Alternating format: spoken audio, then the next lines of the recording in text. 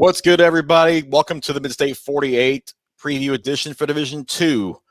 Alongside Tom Duggan and Scott Burton, I'm Chris Brooks. It's one of those days. Easy for you to say. I know, right? Welcome in. We'll talk about Division 2 in this episode. This is the last episode of our preview series before the 2021 season starts.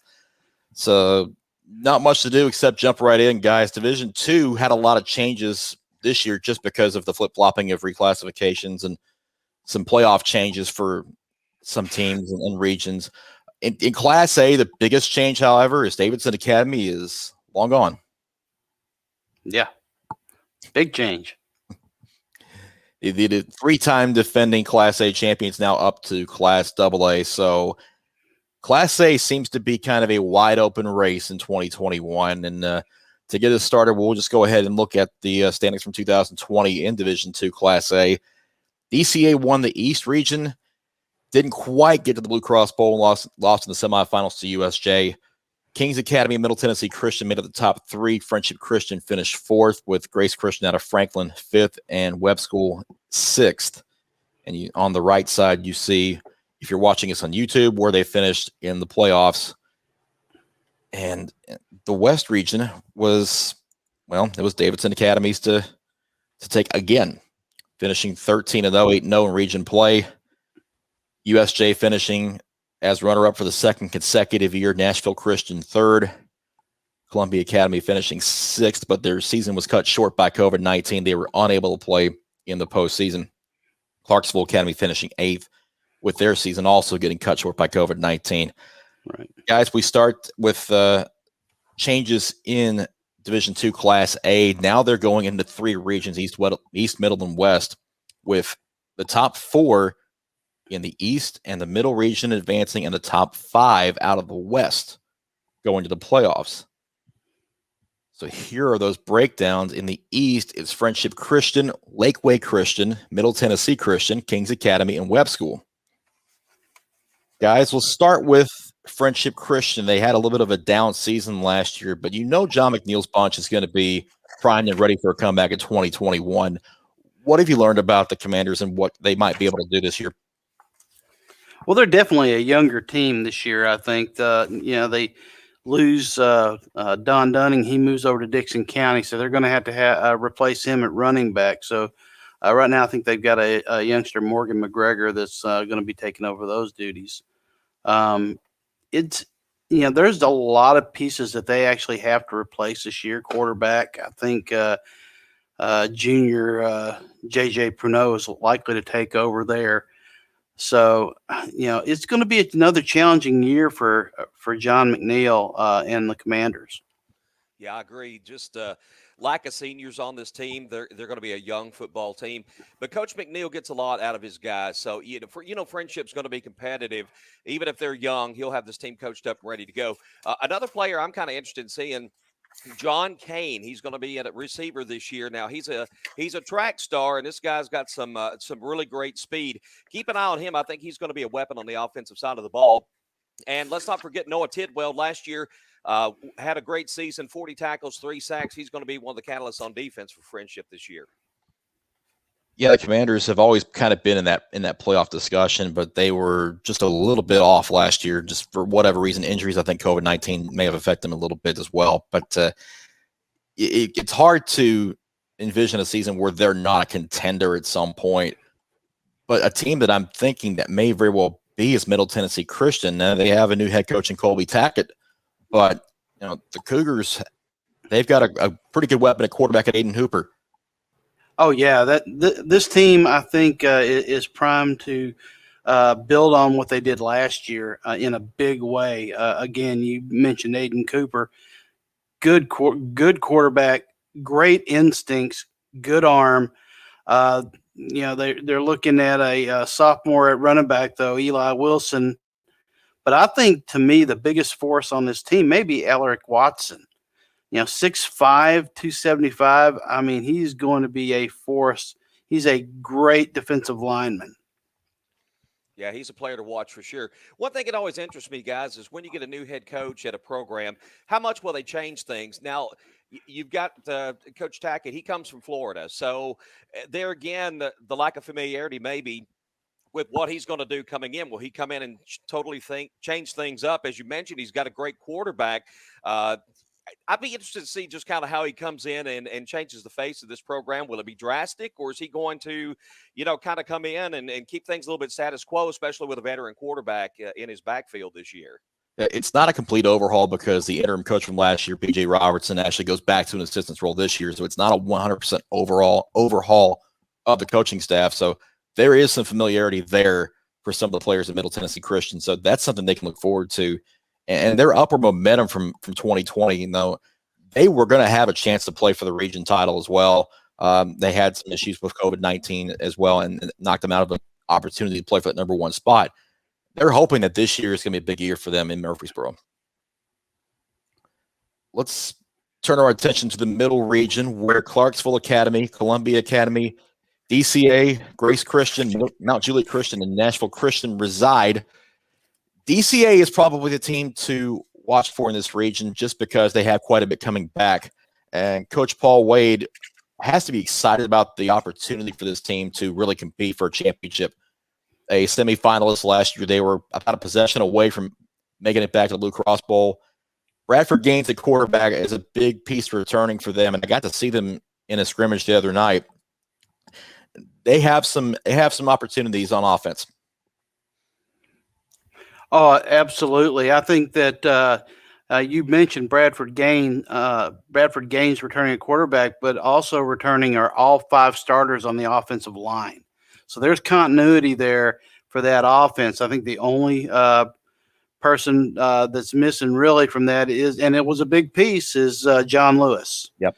Yeah, he was their bell cow back last year. Now Jacob Cook looks to be the man to take over, but I think as far as the offense goes, receiver wise, he's got plenty of receivers there. I really like the offensive line. I think that Aiden Francis is an excellent center. I think that this offense and on this team is going to carry them a long way. I think the question is going to be with defense here.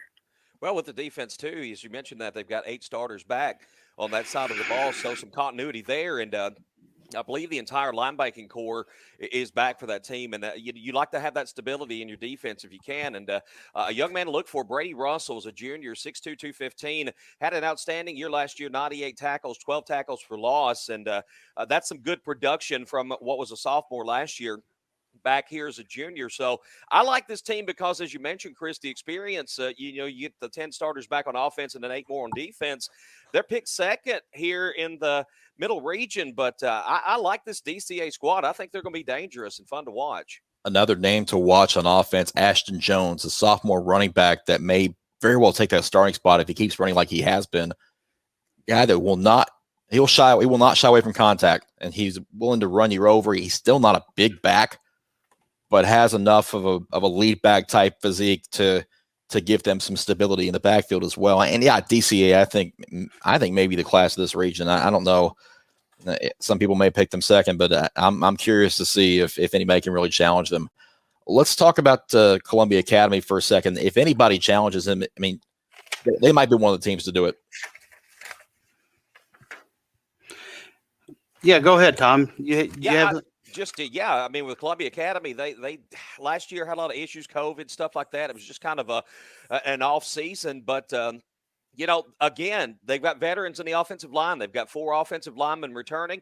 They've got running backs and seniors, Nathan Thomas and Harrison Dials. They've got good speed on this offense. I like this team. I think to look at a 1-6 record last year, I think it speaks more about COVID and just all the dysfunction than it did about this actual football team. I think they're going to make some noise, and this could be, again, a legit dangerous team out of this region. Collins Malone, obviously one of those players to watch on offense too for Columbia Academy. He's a real prospect for them as well. Nashville Christian, probably the team that's happiest to see Davidson Academy go. Sure.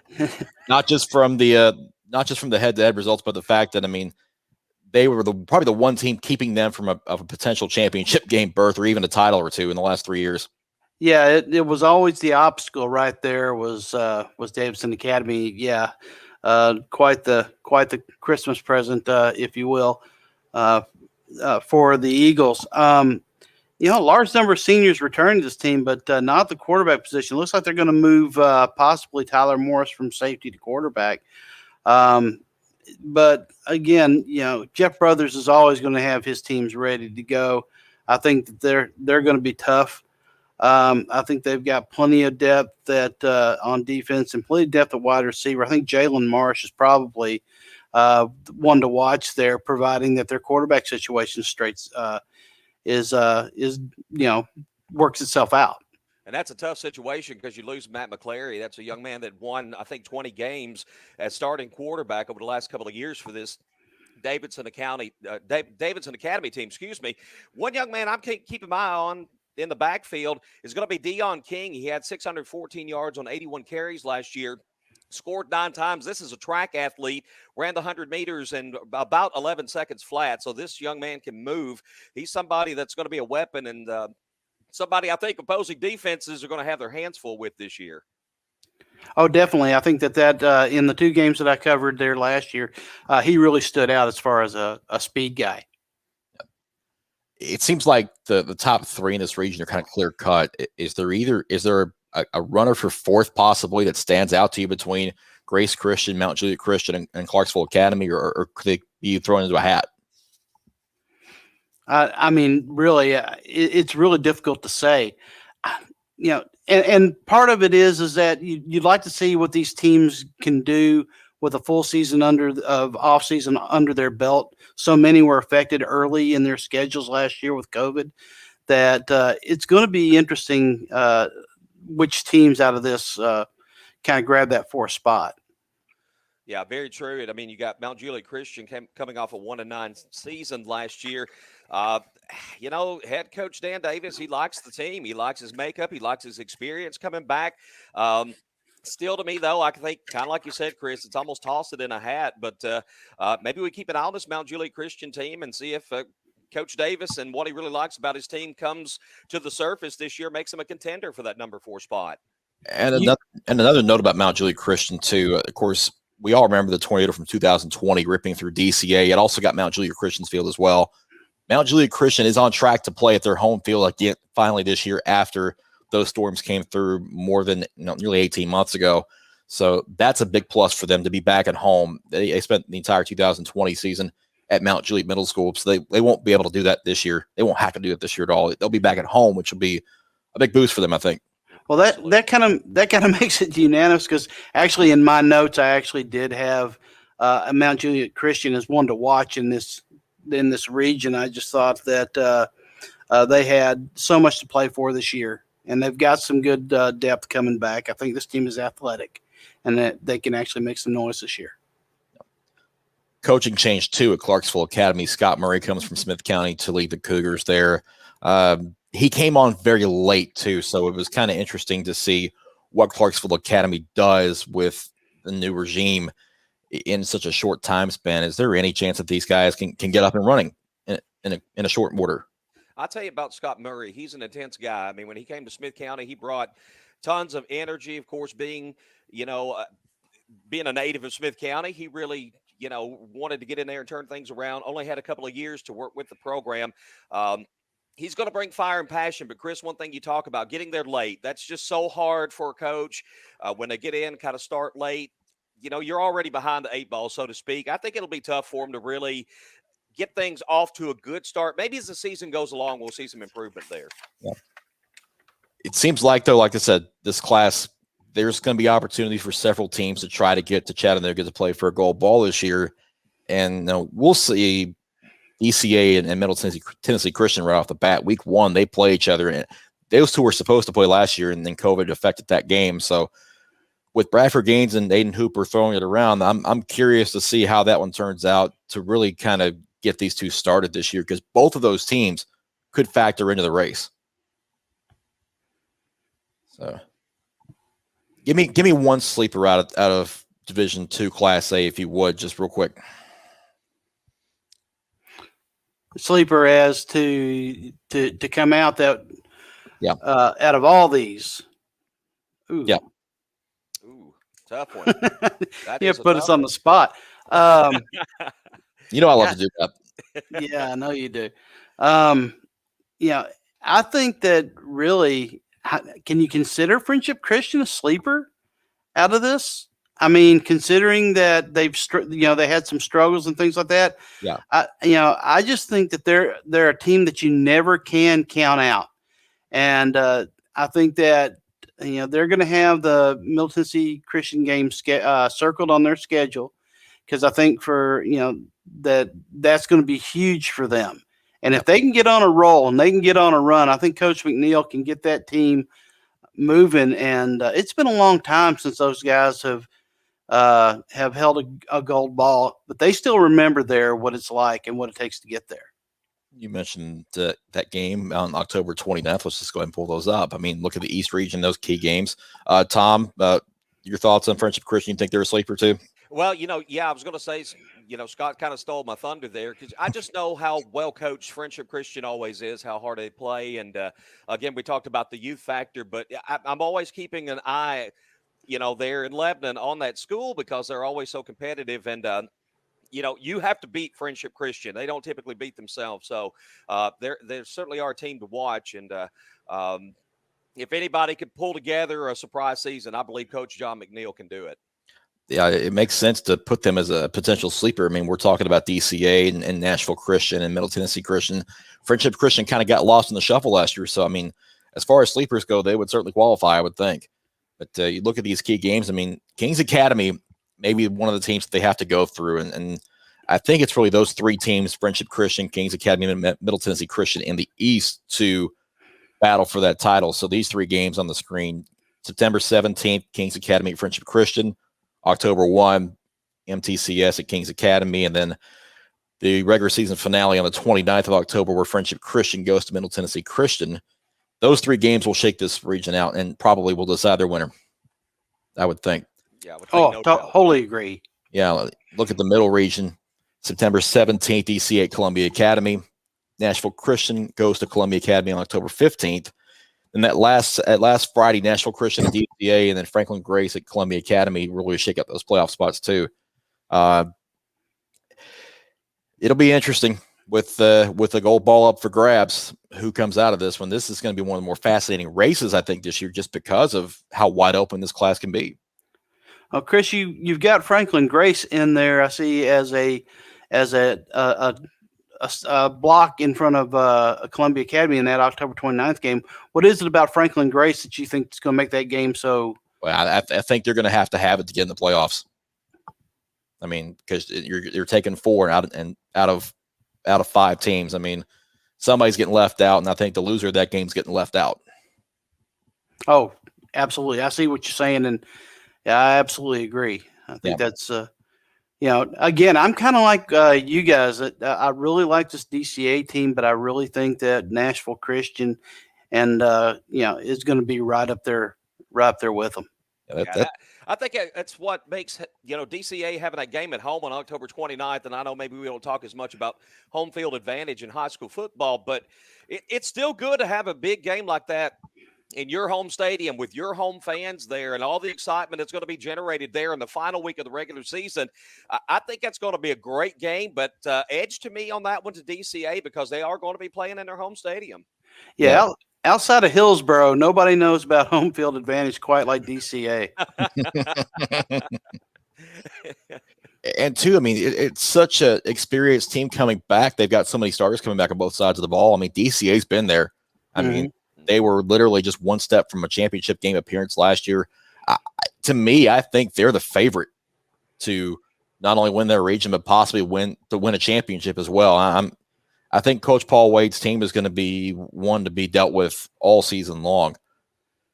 I'll throw out one more team just to keep an eye on, and I know we're not talking about West Tennessee, but USJ, University School of Jackson, keep an eye on them out there, because they've been in the championship game and lost the last 2 years, and they're strong up front. They do have a new quarterback coming back, but if we're looking outside our area, certainly that's one school you got to look at. Keep an eye on USJ. Yeah, if there's anybody that's happy about Davidson Academy leaving, it's them. Yes, absolutely. Last 2 years, they lost the Blue Cross Bowl to them, so they're saying good riddance. Absolutely. But let's just go ahead and switch gears and get to AA, where Davidson Academy went. And, they're going into a pretty tough region because they enter in with CPA, Lipscomb Academy, Good Pasture, BGA, and FRA. And 2020, Lipscomb Academy won this region on the string of their head-to-head win over CPA, but CPA nicked them in the Blue Cross Bowl to revenge.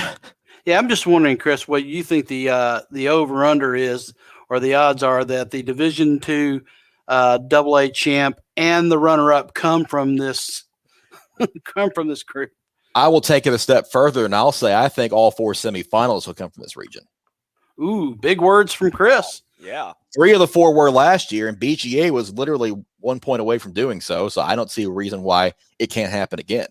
Oh, no, absolutely. And I threw that out there because I know that when we had discussions on this region here, that we were all just kind of in awe at the immense amount of talent that's there. Yeah, and we'll get to that in just a minute. But the changes, of course, Davidson Academy comes in, and now 5 out of the 6 teams will make the postseason in 2021 instead of all 5 as they did last year. So somebody is getting left out this year. And when we look at the key games for some of these teams, FRA and Good Pasture kind of stands out on that last Friday because that may be an elimination game. I would say that you are most likely, if I were a betting man, that would be easy money, I think, there. And that's going to be unfortunate because I think that, and we'll get to those teams, but I think that it's going to be a tough battle. Yeah. But let's start with the defending champs at CPA and Ingle Martin's bunch. Scott, we've both seen them this preseason. Have been a little bit without Cade Law and Langston Patterson at times because both of them are kind of recuperating for some injuries, but both of them plan to factor heavily into their season. Yeah, and CPA, they'll hit you. Trust me. Scott knows his first man. Yeah. Yeah, I bear the scars. I've never seen Ingle so worried about somebody in my life. But these guys don't rebuild; they just reload. This team really looks like a carbon copy of last year's championship team. Cade Law, I think they're doing a little protection on him, in the off season. I think next week he'll be ready to go. And he was MVP of the Blue Cross Bowl. He's a linebacker, quarterback. We have so many of those, it seems like, in Middle Tennessee. Usually you would see the quarterback playing safety or, even corner. No, in Middle Tennessee, especially in Division II, linebackers. But, Langston Patterson back there, 6'1", 220, he's another linebacker. Imagine that. You're starting one of your starting running backs and your starting quarterback are lining up next to each other as linebackers. I mean, that's how tough these teams are. But don't sleep on Reed Williford. I saw, he has got speed, size. He's 6'1", 215 and blazing fast. I think this team is just, once again, just loaded and ready to go. Yeah, I got a chance. Scott, you and I got to see them. You got to see them a lot closer up than I did the other night. But this CPA team, guys, I was just so impressed watching how physical they are, how fast they are. And, of course, I started reading up, as we prepared for the show today just to get a little more in-depth on this team. And, I see guys being recruited by Power 5 schools in football, but not just that. I'm going to pull out Bo Burklow, who's a young man that's committed to Tennessee to play baseball. They've got Tripp Lodge, who's fantastic on the football field. He's being pursued by a lot of schools to play lacrosse. And you mentioned Langston Patterson. Not only is he just tremendous on offense, but defensively, 72 tackles last year, 19 tackles for loss, 3 sacks, interception, fumble recovery. My goodness, this young man can do it all. And, folks, I'm going to tell you, go watch CPA. If you don't have a school that you just follow every week, go see this team at some point this year. There's something to watch. And I'm going to throw one more name out there just because he showed me something that I don't think I've seen really out of CPA in the last couple of years. I mean, although we've seen speed, I don't think we've seen speed in the backfield like this kid, Dawson Marrero. He really showed some good vision and burst the other night. I think that he's going to give them another dimension. You're going to have Langston Patterson battering the inside of the line, and this kid can break one outside and go. So I think that CPA is absolutely reloaded and a dangerous team in this region. Yeah, they bring back so much on both sides of the ball. They're understandably right there at the top when you talk about the favorites to win a title again. But Lipscomb Academy's in the same boat. They return just about everybody. Trent Dilfer in his third season, this might be the charm for them because they've stepped up one step better every year since he's gotten there. They were a semifinalist 2 years ago. They were a finalist last year, didn't win it. But now this might be the year for Lipscomb Academy to reach the top of the summit. And it wouldn't surprise me at all. It always takes a little bit of time for a new coach to get in, get his system input, get his conditioning programs input, and all that. And year 3 is usually the year you circle for that next step. And they took that next step actually pretty quickly in this program. So it wouldn't surprise me in the least to see, Livingston Academy come away with the gold ball this year. I think they've got that much talent coming back to this team. I think really when Alex Broom transferred over from Maplewood early last year, that's when this offense transformed. Luther Richardson was a good quarterback to begin with, but now Broom made it another dimension of this offense, and they started piling up the points in a lot of games last year. So Broom is definitely Mr. Football candidate already. Richardson, I think we've got to watch because he was invited to the Elite 11 camp in Los Angeles, was a finalist there, and I don't think he gets talked about enough as far as the best quarterbacks in this region, in this area, just because he's not on social media very much, if at all, really, and two, Broom had such a big year last year that Richardson, I think, kind of got lost in the shuffle a little bit. Yeah, Richardson had almost 2,500 yards passing last year, guys, and 26 touchdowns. And he's mobile on top of that. He had over 300 yards rushing last year. So, you mentioned Broom, and I mean, obviously 1,700 yards and 30 touchdowns will get you noticed real fast. But, yeah, I think Richardson, he's a guy that really does a lot of things that maybe he doesn't get appreciated enough for. And, man, what a great job Trent Dilfer's done for Lipscomb Academy. In the short time he's been there, he's increased the numbers. And, what kid doesn't look and say, hey, I want to go play for a Super Bowl winning quarterback? And he's done a phenomenal job there. And as much as I like CPA, I'm right on par with Lipscomb Academy. I think they're going to be a very good team this year.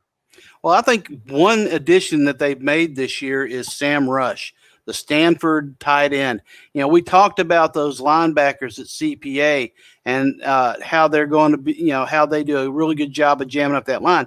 Well, if one of them has to cover this guy, that takes a linebacker out of the equation. I think basically they have added another weapon for Luther Richardson here outside of his outstanding receivers. That's going to be just one other piece somebody has to account for in this region.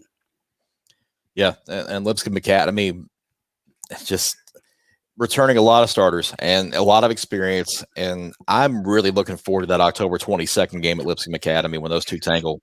It'll be for a region title, and if it's anything like the two games they played last year, look out because it's a wild ride.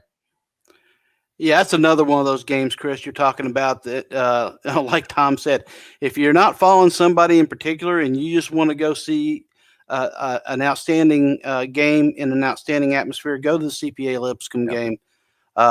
It's going to be a dogfight.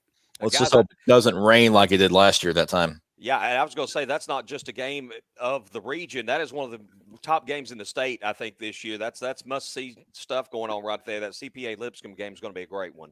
Yeah. Yep. So Davidson Academy has to jump into all this mess. They've won 3 championships the last 3 years, and now they get all of this. What does Jonathan Quinn's bunch do to try to upset the balance of this region?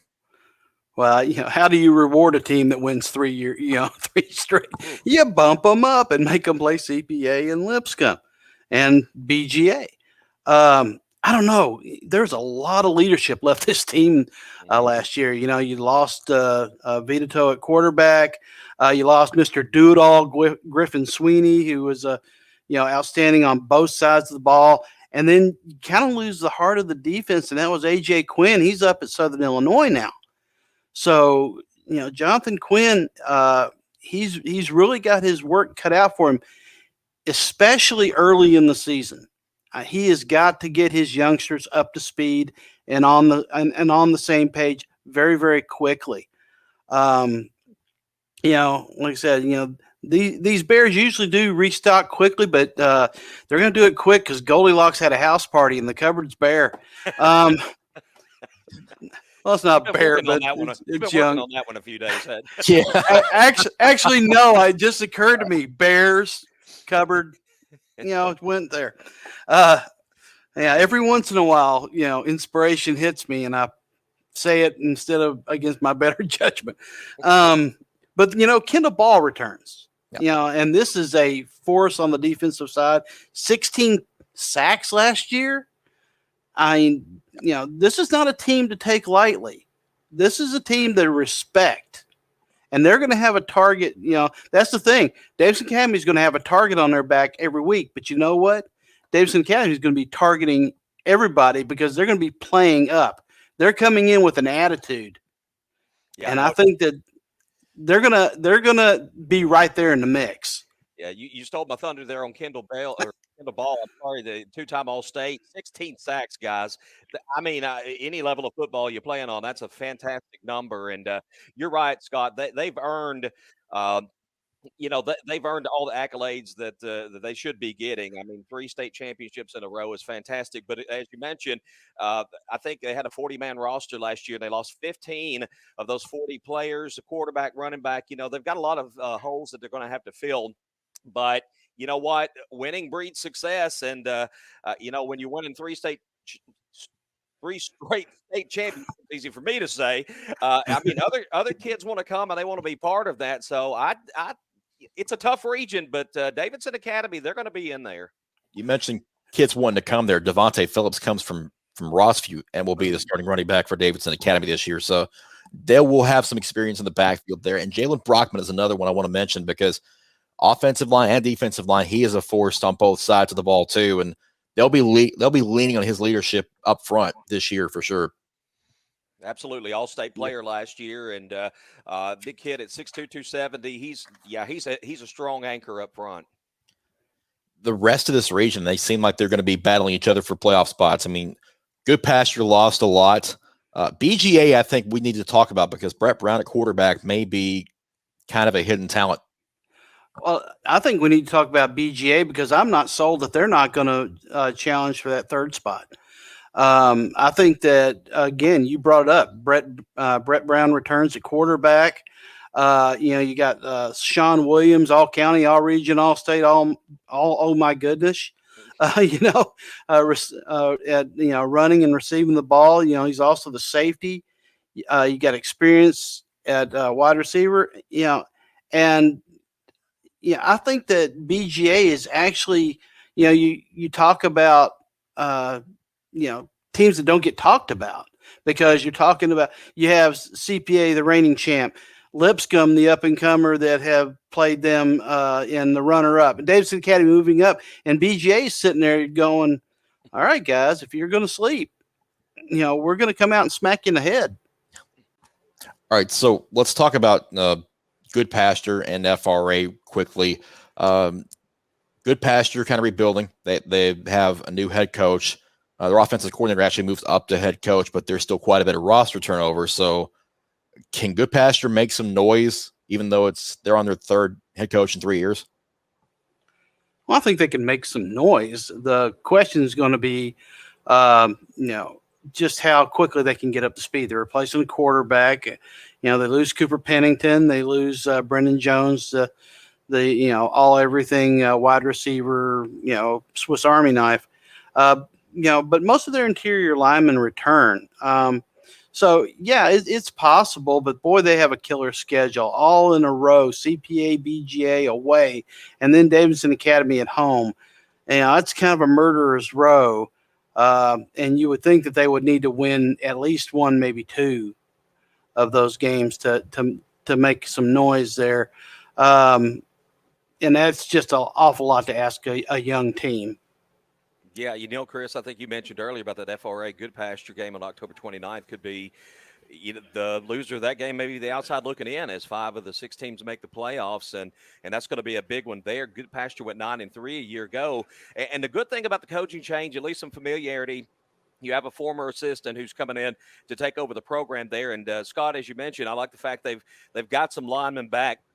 And in their front 7 on defense, they've got 6 of 7 starters back there as well. But obviously some questions at quarterback and the skill positions. But the core looks pretty good, and I like the consistency of having a former assistant coach there as the head coach. It's really going to – I mean, you talk about between FRA and Good Pasture. I think it's just going to be dependent upon how quickly these young players get up to speed. You've got a guy at FRA and Jeffrey Vircher who's your do everything back. He can change a game, he can control a game. So it really is just going to depend on who can win the line of scrimmage in that particular game. So yeah, absolutely. You want to schedule that October 29th game. I think it's going to mean a lot. Yep. Be a big night in that region for sure. A lot of things up for grabs for a lot of teams. So AA will be a big fun region to follow this year just because of the intrigue pretty much at all levels of it, and will be interesting to see how that shakes out. Let's move on to Class AAA with some changes in AAA as well this year.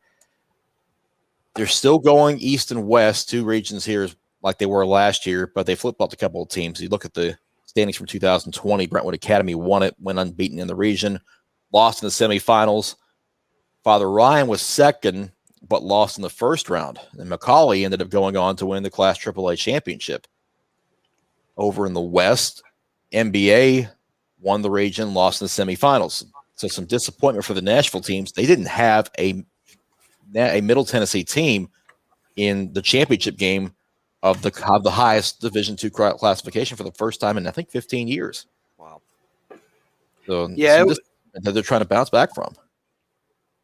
Yeah, there are definitely some disappointing results for the Nashville area in that last year playoff. But again, nothing really surprises considering the year and what everybody went through. It's kind of one of those ones where you kind of just shake it off, hopefully as an anomaly, and just get your team refocused on this year now that you're able to prepare.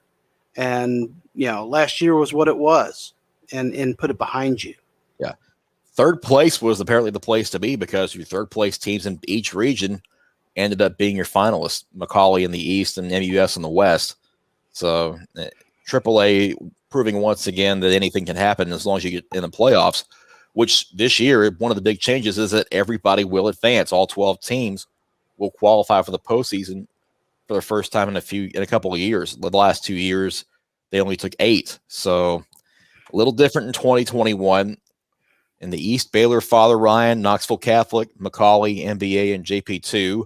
Brentwood Academy and Ensworth go west to join Briarcrest Christian, Christian Brothers, MUS, and St. Benedict. So let's look at these changes. Of course, we said that's actually the wrong one, but let's look at AAA as a whole. Brentwood Academy, MBA especially. Those 2 teams had their eyes set on a gold ball, and neither even got the shot to play for it. How did both of those teams bounce back this year? Well, NBA really, I think it's just going to be a matter of, a refocus and they've got a strong team there. I think that it's not going to take much for them to bounce back. They just had to put last year out like it never happened, and focus on what they can do this year. Yeah, I think Brentwood Academy may be a little bit more of a challenge on their side. Not to mention, they have the Memphis schools, and those Memphis schools are going to be chomping at the bit. We talked about would that be a factor, a layoff? So maybe they catch a break if there's a bit of a hangover with that area. But if there's not, then it's possible that Brentwood Academy, maybe facing some rabid beasts on that side. Yeah, Yeah, I could see, Scott, like you mentioned, they have their work cut out for them against some of those West Tennessee teams, but I do think it's still going to be somewhat of a factor. The fact that a lot of them didn't get to play football last year, but to me, it's a tougher road to the NBA, and I like this NBA team. They've got a good quarterback coming back, a junior, a dual threat quarterback. It's got multiple Power Five options already on the table with Marcel Reed. They've got some good weapons there. I've got a running back in Red Hales, I think is his name, that's 528 yards last year as a backup. And he's got great speed there and some strength up front as well. And don't forget, both NBA Brentwood Academy each feature sons of former Titans, as Eric George, the son of Eddie George, will be making some contributions for NBA. And Kason Kalmas, son of Rocky Kalmas, former Titan linebacker for the Brentwood Academy side as well. Yep. Yeah, definitely some good bloodlines coming through those schools as well.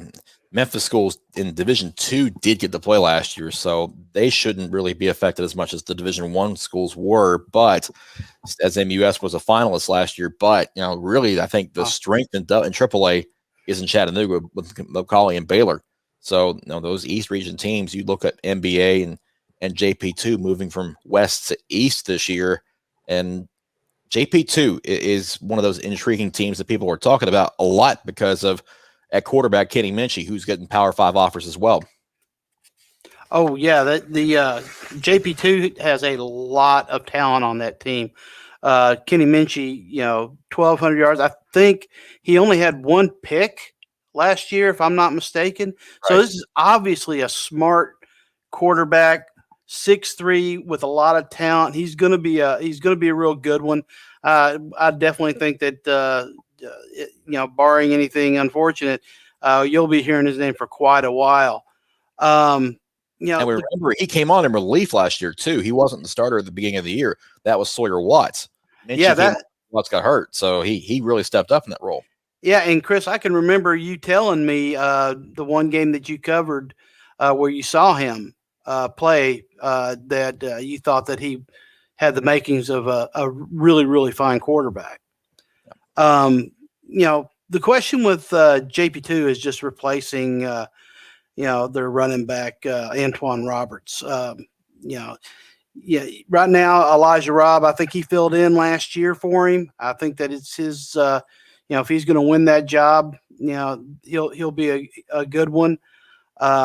These guys, there's a lot of talent on this team.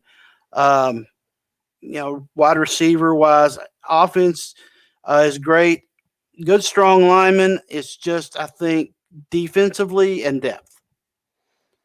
I think that's. Go ahead.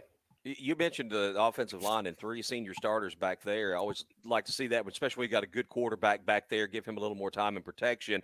The defense, they do have several starters coming back. All-state selection last year, and Cole Shaver at linebacker. He's going to be back to lead that unit, but as you mentioned, Scott, that some depth is going to be some concern there. They lost a lot of their secondary. That's going to be a concern. You go up against teams, especially like to throw the ball around a little bit. So some good foundational pieces, but there's some question marks in some spots, particularly on defense, that they do have to be concerned about. Yeah, for sure. And the Knights will get things started in region play right away with their biggest rival in Father Ryan. And that Bishop's Cup rivalry game now has more meaning being a region game. Father Ryan has to replace a Mr. Football candidate, and DC Tapscott at quarterback. What do the Irish do to try to stay in this race in a pretty tightly contested region? Well, they got to develop that quarterback spot. That's going to be the key. Matthew Derrick had the inside track at 7-on-7s. I'm not heard whether he's lost his hold on that, but if they have success there, whoever is going to be passing to one of the tallest group of wide receivers across the board. Most of them are 6-footer or larger. Except for one 5'5" and DeJuan Sharp, who's an explosive player with the ball in his hands. But Devin Fisher at 6'3", Aiden Nelson also 6'3". They lead that group. So you got Steph Ponder returning at running back. I honestly believe that this team has offensively, the ability to really do well. It's just going to be a matter of, can they put it all together at the right time? Yeah, I kind of agree on Father Ryan. They won 6 of 8 down the stretch of the regular season last year, and uh, really was excited going into the postseason and such. But can they build on that? Can they bounce back? Can they replace some holes, particularly as you mentioned on quarterback? When you lose a young man to a Appalachian State, that's a good athlete, and it's hard to stick somebody back there. They do like Matthew Derrick, though. I know they've talked about arm strength and high football IQ. So if indeed he emerged from the spring and summer workouts as a QB1, then he might be someone to keep an eye on this season. Well, QB1 also a question at Brentwood Academy. No, Taylor Montiel graduated and playing baseball at Mississippi State, so the Big Red have to replace a big key piece of their offense. So Brentwood Academy's quarterback situation, you guys, how is that shaking out? I haven't heard how. I know that there was competition there, but I haven't heard of a solid person that has stepped up yet. Chris, have you heard anything on that? Or Tom? No, I know that they were looking at Landon Wells, moving him over from wide receiver to quarterback back in the spring, and he was getting some work there. But as far as has he followed up and been named the starter? I haven't heard for sure. It may very well follow Wells this year, and as his conversion of wide receiver to quarterback. If he does get that nod, I mean, he's going to have some tough competition to compete against. I mean, in that West region, when you consider MUS defending runner-up, and Briarcrest Christian Brothers. I mean, that's a tough region to play in. Oh, yeah. Now, he's going to have Deuce Scott back at running back, if I'm not mistaken, and that's going to go a long way to whomever takes that over.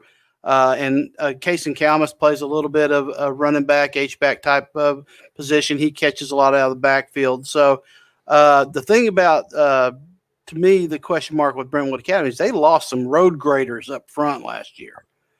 And, what's coming up, and I know they've got some size behind them, but it's hard to replace size and experience. And that's going to be the biggest question to me for Brentwood Academy, especially with a new quarterback coming in, is, how is that dynamic going to work, the quarterback and the offensive line, with both of them being new and losing that many people? Yep. And again, it's a tough region top to bottom. Christian Brothers, I mean, they've got some question marks with their offensive line and their linebacking core, but overall, this is a strong team, and they've got top 5 senior recruit and Dallin Hayden as a running back, and 2,000 yards, 24 touchdowns, winning Mr. Football. So for the teams like Brentwood Academy, MUS, they want to be in there, but they've got some pretty good players hanging in there as well. And even Ensworth, I mean, Ensworth's enjoying some success in the past, but they lack some experience. They lost a lot from last year as well, and it's going to be kind of a struggle for them. And Chris, I guess the good thing is if you're in Division III, everybody gets to go to the playoffs. So, I mean, you want to fare well and try to get the best, situation, get a home game if you can, but everybody goes this year. Yeah, I think the key thing for these teams, especially the younger ones, is going to be peaking at the right time, just because you're getting an 11th game. Be playing your best football in November when you get there. So somebody can make a run from a lower seed, just like they did last year. A 3 seed won it, a 3 seed finished second. Who knows? It could be a 4, 5, or 6. We never know. And let me tell you, Tom, you brought up Ensworth, and I think that Ensworth, as far as their offense go, is loaded. They're getting a player back this year, after sitting out a year in Shamar Porter. He transferred in from Lipscomb Academy. He's 6'3", getting a lot of offers. They got another transfer out of Collierville. Levi Moore returns at quarterback. Mark Smith returns at running back. Offensively, I think this team's got what it takes to be that surprise team, Chris, maybe that third-place team that makes a run. A lot of it's going to depend on what they lost on defense, especially in the defensive backfield where they lost some people last year. Yep. Will be interesting to see how Ensworth fares in Brentwood Academy in the West region, and AAA is highly competitive as always. So we'll see if the Midstate can get back to the Blue Cross Bowl after missing out last year. Well, folks, that's all the time we've got for our final preseason preview edition of the Midstate 48, covering our Division II teams. So thank you for watching, and keep it right here with 615 Preps. We'll have a lot for you this year, and it's game week. It's time to get started. The work waits. I'm alive at last, and I'm full of joy. Let's go watch some football, guys. Excited about it. Folks, hope you enjoy it. Hope you're ready for the season. It's already here. So good luck to all the teams and coaches in 2021, and we'll see you all very soon. For Scott and Tom, I'm Chris Brooks. Thank you for watching 615 Preps Midstate 48, where we get you ready for Friday in 48 minutes or less. We'll see you soon.